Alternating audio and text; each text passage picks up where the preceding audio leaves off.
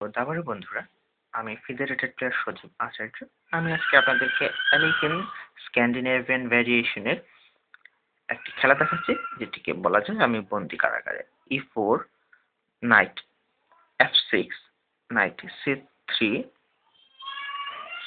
D4 e takes D4 knight takes D4 knight E2 knight C6 pawn G3 bishop G4 bishop G2 knight D4 bishop takes knight D5 queen takes knight D5 bishop D5 pawn F3 queen takes F3 rook F1 queen G2 এখন এখানে একটি checkmate threat চলে আসে এবং এর মাধ্যমে সাদা একটি পিস আপ করে। বিদায় বন্ধুরা।